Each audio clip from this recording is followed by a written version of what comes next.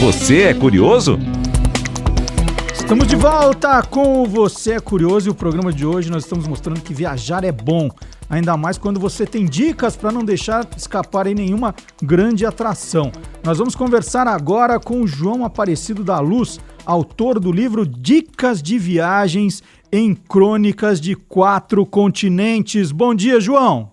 Bom dia, o João, meu amigo Marcelo. O João é daqueles que a gente diz que tem rodinhas nos pés, né? Viaja o tempo todo. Esse é o segundo livro de viagens, não é, João? Dicas de Viagens? É o segundo. O primeiro foi Diário de Viagens, né? Falava de 2 países. Uhum. Este agora, lançado recentemente, é o Dicas de Viagens em Crônicas de 4 Continentes. São 22 países por 4 continentes, onde eu narro toda a situação que eu vivi, que eu senti, dando ênfase às dicas de viagem, mas também falando um pouco da história, da geografia, um pouco do comportamento humano, e também dicas culturais de autores, né? À medida que eu vou descrevendo a cidade, os países, eu vou falar um pouco da cultura, cultura propriamente, e também da cultura musical. Quantas cidades você conheceu e narra nesse livro, João? Na realidade, em 22 países, eu falo de 60 cidades. Eu conheci mais, né? Uhum. Mas são 22 países e 60 cidades que eu tive assim, contato bem de perto.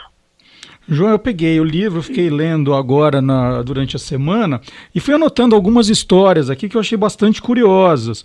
Por exemplo, você podia apresentar para a gente, eu não conhecia, a Mini Europa que fica na Bélgica?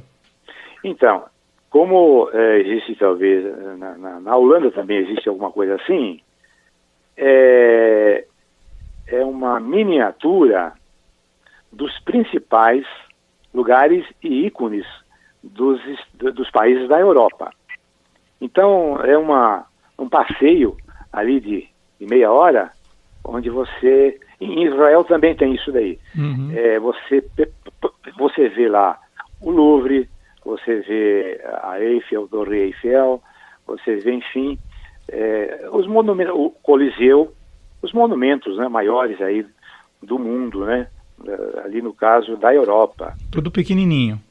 Tudo, na realidade você circula por ele, né? Uhum. Você circula, mas claro, é menor do que a sua altura, né? Uhum. Então são monumentos que são miniaturas realmente, né? São miniaturas. Há quantos anos você realiza essas viagens aí? Começou sua primeira viagem internacional, foi quando? Internacional já faz algum tempo, mas toda essa experiência que eu adquiri foi nos últimos 25 anos que eu comecei a viajar, né? Na realidade, tem uma historinha que a minha esposa, ela é professora de música, e ela queria conhecer, ela é pianista, ela queria conhecer os Estados Unidos, a terra do jazz. Então, praticamente a nossa primeira viagem internacional foi aos Estados Unidos, exatamente por vontade, né? A minha esposa viaja sempre comigo. Nós somos inseparáveis até nas viagens, né? Uhum. E então, aí foi há 25 anos atrás que nós começamos e aí não paramos mais. Então, pelo menos é um país por ano, né? Há 25 anos, vocês já conheceram 22 países, é mais ou menos um país por ano aí, né? Na realidade, nós revisitamos aí alguns países por diversas vezes. Caso de Portugal, da Espanha, da França, a própria Alemanha, enfim, Estados Unidos, Canadá. Eu outro dia estava brincando aqui, me perguntaram, né, numa entrevista que eu fiz, numa rádio, e eu falei, olha, se somados todo o tempo que eu viajei, daria quase 2 anos fora do Brasil viajando. Que delícia. Então eu poderia ter conhecido, talvez, os 100 e tantos países que existem no mundo, né? Mas eu preferi, e eu falo sempre, que você volta para aqueles lugares que você gosta, que você se simpatiza, que você se sente bem, e que você sabe que ali tem um pouco também da história da sua ascendência, né? Da sua descendência. E para você, qual país é esse que você gosta de retornar? Olha, eu posso falar 2? Pode. Portugal e a Itália. Por falar em Portugal, João, como é o dia de Santo Antônio em Lisboa, hein? Olha, Dia de Santo Antônio em Lisboa, essa pergunta que você fez, né? Uhum. É o feriado maior de Lisboa. Ele é maior do que o próprio feriado da independência ali do 25 de abril, se eu não falho a memória, porque a cidade para, na véspera tem uma festa tipo assim do nosso carnaval, só que é claro, em menor proporção e glamour e tudo mais, mas são as marchas.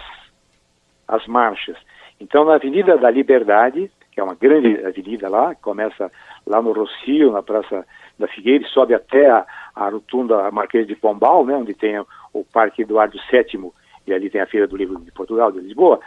Então, essa avenida fica tomada. Eu tentei chegar, não consegui por 2 vezes. Uhum. Então, me contentei em ficar de longe, Uhum. né, porque é gratuito ali não se cobra, né? É uma festa. Então, o pessoal fica a noite inteira, a madrugada, no dia seguinte, que é o feriado, que é dia 13, isso é no dia 12. No dia 13, o pessoal continua festejando, comendo, bebendo. É muito comum ver pessoas ali em Lisboa, assim, dormindo, principalmente jovens, na rua, né? E no dia 13 tem o casamento da municipalidade, que financia o casamento total, né? De 13 noivas, né? 13 pares de noivos, lá na igreja, que é encostada de Santo Antônio ali, por sinal, tem a matriz, né?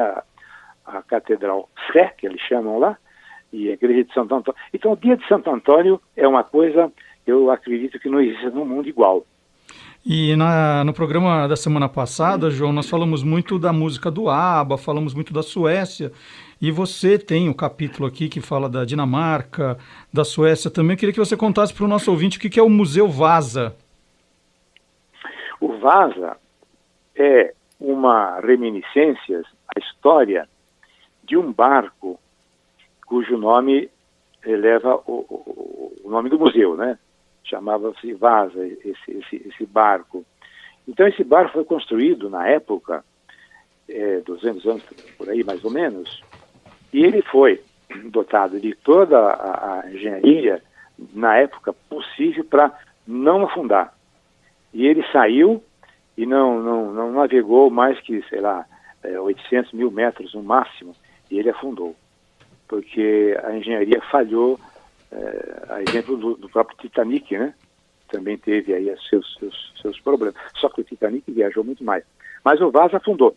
Aí eles conseguiram, depois de, agora coisa recente de, 50 anos, 40 anos, recuperar lá do fundo do mar essa embarcação. E aí reconstituíram, ele tem toda uma incrustação de ouro, né? Na época, né? Se colocava, e ele está lá, e então as pessoas vão lá e contam essa história, né, que é verdadeira, que o navio foi projetado, mas com um erro de engenharia. Bom, já que a gente está pertinho da Suécia, na Dinamarca, queria que você contasse alguma curiosidade do Parque de Diversões Tivoli. É um grande parque que, segundo falam também, né, porque é o seguinte, o que eu falo no livro, eu li, eu estudei e tal, mas tudo eu chequei. Uhum. Então lá falam o seguinte desse parque, que é um parque, e realmente ele é muito grande, e ele foi inspirador aos parques da Disney, né? Ele é bem antigo, né? Então ali você tem toda a comodidade de um grande parque, você tem bares, você tem alguns restaurantes, você pode até ir para lá e fazer um piquenique, você pode passar o dia lá. Aliás, quem tem tempo, eu acho que eu falo isso no livro, né, deve perdê-lo ou ganhá-lo, né, esse tempo, passando lá algumas horas, que vale a pena. E a Dinamarca, como país de primeiro mundo, aliás, eu sempre falo que a Dinamarca, a Finlândia, né, a Suécia, a Noruega, vamos incluir talvez aí a Suíça, são realmente primeiro mundo. O resto não é primeiro mundo. Falando na Suíça, o teu livro também tem várias fotos, né?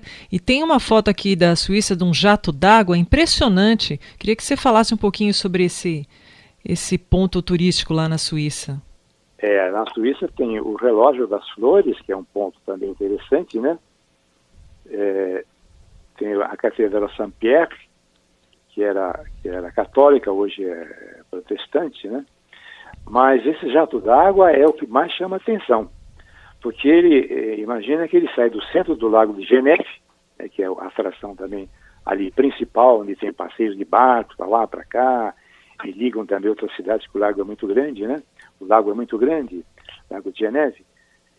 Ele tem assim uma subida, um jato d'água, que ele vai, eu não me lembro agora, 140 metros. 140 metros, isso mesmo, 140 metros. Então imagina a vazão, né, e os motores, né, que acionam esse jato para subir tanto assim. Agora, a curiosidade é a seguinte, ali o Porto Sol é muito bonito, aqui, aquela nuvem, aquela nevezinha, aquela nuvem, né, de água caindo ali, água fragmentada lá que volta do jato, Porto Sol, e as pessoas também, muitas, vão lá para se molhar. E, muitas vezes bate um vento e você fica totalmente molhado. Então ela sai do centro, você imagina Geneve, o lago faz um círculo, assim como é uma baía aqui, nossa, por exemplo, aí, do Rio de Janeiro, enfim, e ele vai, e aí em volta as pessoas têm restaurantes, tem aquelas né, que eles chamam lá, aquelas avenidas, aquelas ruas, e é uma delícia você tomar um café e ficar vendo e de vez em quando receber um jato d'água. E é impressionante porque a foto que tem aqui no livro mostra que a cidade não tem prédios assim tão altos, né? E o destaque é justamente esse jato d'água aí atingindo até 140 metros de altura, uma enormidade, muito alta em relação às construções vizinhas aí, muito legal. Sem dúvida. Bom, mas esse é só um aperitivo, então fica aqui a dica do Você é Curioso para o livro Dicas de Viagens em Crônicas de 4 Continentes, do João Aparecido da Luz, que foi entrevistado agora. Então são dicas, né, um giro por 22 países, 60 cidades no total em 4 continentes, livro que já está à venda em livrarias como a Saraiva, a Cultura, a Martins Fontes, a Loyola.